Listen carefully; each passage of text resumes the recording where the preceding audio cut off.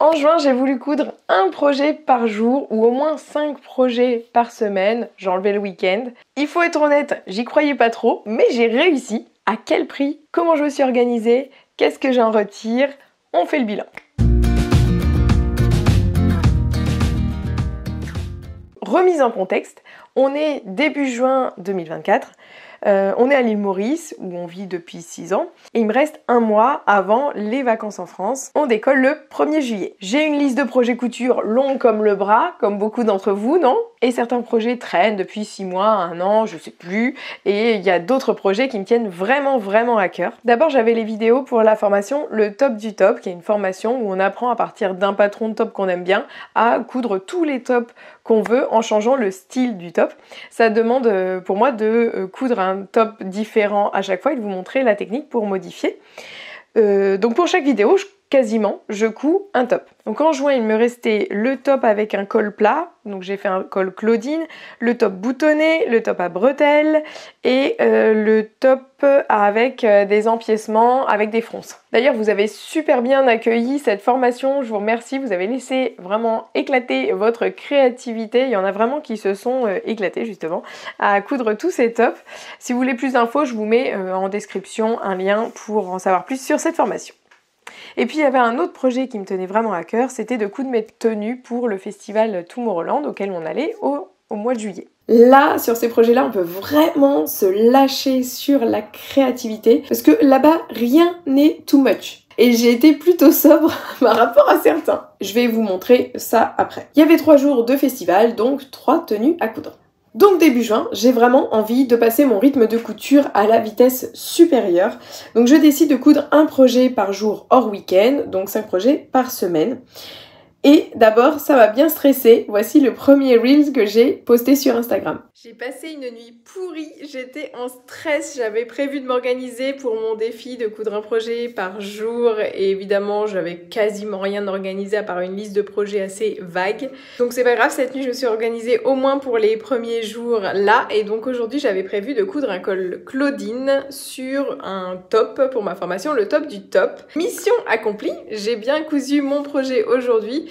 J'ai juste pas fait le montage de la vidéo, donc il y a 2 heures de travail sûrement qui vont se reporter sur la journée d'après. Ça commence très bien. Et dès le 2e jour, en fait, il s'avère très vite que un projet par jour, ça va être difficile pour moi sans revoir complètement mon organisation, ce que j'ai pas du tout envie de faire et que je n'ai pas fait comme vous avez pu le voir. Donc je me suis vite réorientée vers l'objectif de 5 projets par semaine. Et surtout, très important, je m'obligeais à vous faire un rendu, un suivi régulier sur Instagram en postant des Reels. J'ai pris beaucoup sur moi pour faire ça parce que je vous ai fait des Reels le soir avec une tête fatiguée, dans une luminosité pourrie, mais ça me permettait vraiment d'avancer et en les revisionnant, là, je trouve que c'était pas si mal. Et le premier point positif de tout ça, c'est que ça booste énormément de devoir rendre des comptes. Parfois le soir, j'étais prête à me poser dans le canapé, et ben non, je me disais, bon allez, prochain projet c'est ça, je vais imprimer le patron, je le scotche.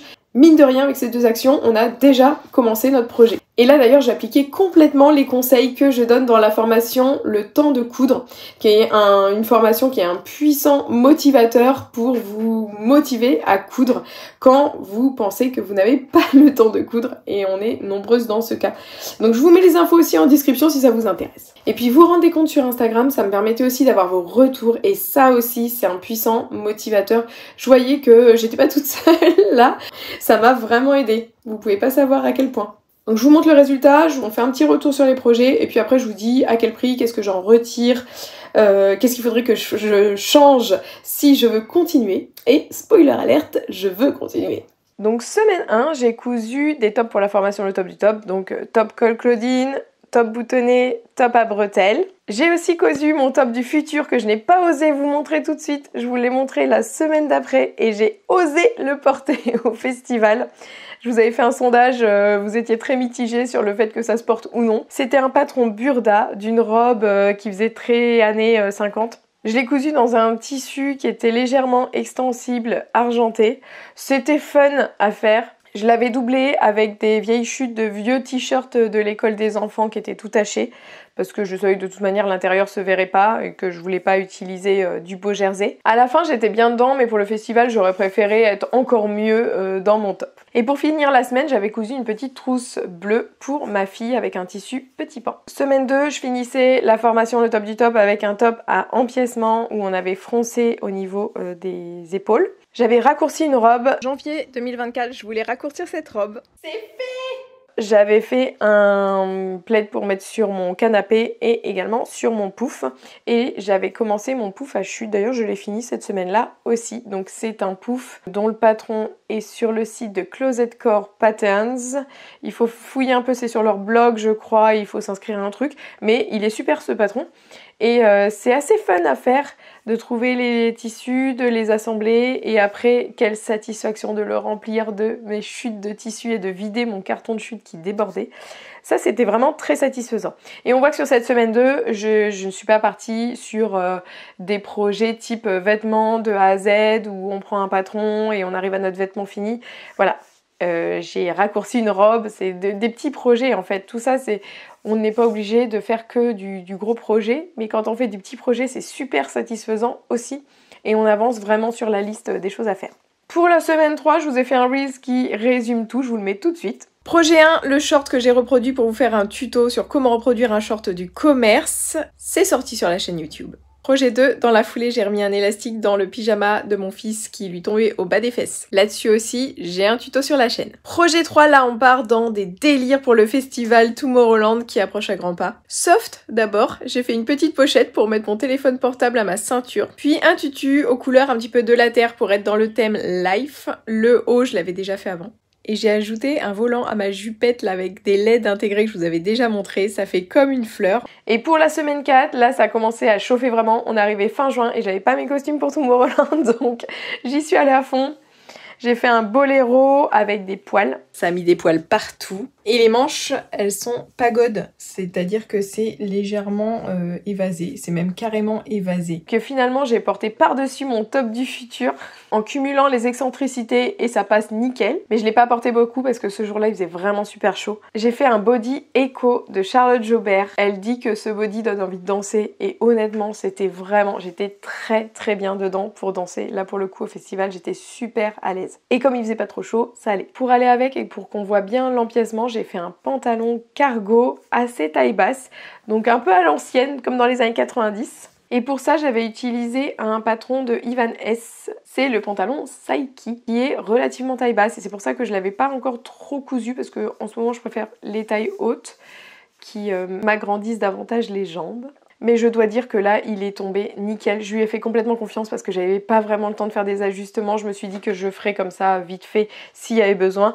Et il n'y a pas eu besoin. Et puis après, j'ai fait aussi des costumes pour le festival, pour ma belle-sœur. Donc avec les restes de tissu argenté, je lui ai fait une jupe argent. Et franchement, ça donne vraiment bien. J'ai fait quelque chose de sur mesure à l'arrache parce que c'était un tissu extensible. Et on va dire que le tissu extensible... est rapide à coudre à la surjeteuse et pardonne légèrement quand on n'est pas super ajusté. Sa jupe, elle pouvait être plus ou moins moulante suivant comment je m'y prenais. Et finalement, ça donnait pas mal du tout. Et je lui ai aussi fait des manches à base de tulle avec à l'intérieur une guirlande de LED qu'on peut allumer dans le noir. C'est sympa. Finalement, le cordon que j'avais mis en haut là lui grattait un petit peu et le haut était pas super confortable. À la fin, elle a choisi de mettre autre chose. En tout cas, ça c'est vraiment un petit projet qui était relativement rapide à faire, qu'on pourra peut-être utiliser dans d'autres festivals. Mon organisation, comme ça avait commencé, j'ai continué. Je n'ai rien organisé du tout, à part un petit peu de planification sur vraiment les projets que j'avais envie de coudre, mais c'est à peu près tout. Ce qui a vraiment fait la différence, c'est l'énergie d'activation. Cet objectif que je me suis mis, ça m'a permis de vraiment passer à l'action. Et c'est ça qui me faisait coudre, par exemple, dans mes petits moments de flottement quand j'avais rien à faire, au lieu d'aller sur mon téléphone pour scroller, ce que j'avais vraiment l'habitude de faire, surtout quand je suis fatiguée. Un petit peu en mode automatique, et bien là j'allais plutôt coudre un petit truc ou planifier un petit projet, etc. Et quand je vous parle de l'énergie d'activation, c'est, vous savez, des fois quand vous vous dites « Ah, j'aimerais bien coudre ce joli tissu » ou « Ah, j'ai ce bouton à recoudre » ou « Tiens, je lui avais dit que je lui coudrais un sac ». mais il y a quelque chose qui nous retient, comme une flemme ou une peur de se lancer ou une peur de couper le beau tissu, etc. Et bien là, bam, j'y allais, je réfléchissais pas, je disais j'ai ça à faire, j'y vais. Grosse différence. Et à quel prix ? Donc honnêtement, justement l'objectif c'était de pas sacrifier grand chose. Ce que j'ai sacrifié un petit peu c'était des soirées où du coup j'ai passé beaucoup de soirées à coudre ou à préparer mes projets et puis pas trop de soirées avec mon conjoint. Et si c'était à refaire, j'adapterais ça. Comme je vous ai dit, de temps en temps je suis sur les réseaux sociaux et c'est du temps de perdu. Des fois je suis sur Netflix. D'ailleurs je vous ai fait un petit témoignage. La morale d'aujourd'hui, c'est que j'étais pas loin de finir ce top. J'aurais pas dû regarder un épisode de Bridgerton pendant ma pause du matin.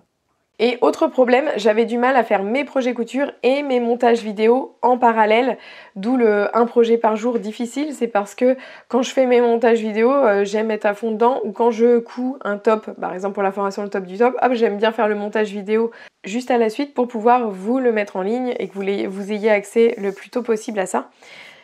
Et donc le jour d'après, des fois, j'avais pas le temps de coudre un projet. Donc là, il faudra que j'adapte un petit peu l'emploi du temps pour la rentrée ou que je m'organise un petit peu différemment pour utiliser vraiment les temps où je suis très efficace à faire du montage. Peut-être même déléguer un peu le montage, je ne sais pas. Enfin, il y a besoin d'une certaine organisation parce que j'aimerais aussi revenir un petit peu plus sur YouTube. Revenir sur des projets assez débutants et être toujours présente pour vous motiver à coudre. C'est vraiment mon objectif à travers ces vidéos, à travers l'Instagram et à travers aussi la lettre du Club Couture que j'envoie tous les mercredis et que beaucoup attendent avec impatience. Et si vous voulez vous inscrire à cette lettre, c'est pareil, c'est le premier lien dans la description de cette vidéo. J'espère que cette vidéo vous a plu. Si c'est le cas, mettez un petit pouce en l'air, écrivez-moi un petit commentaire, dites-moi ce que vous en avez pensé, peut-être si vous avez des conseils ou si vous avez des retours d'expérience, si vous aussi vous mettez des objectifs comme ça m'intéresse vraiment de vous lire. Et on se retrouve très vite dans une nouvelle vidéo. Bye!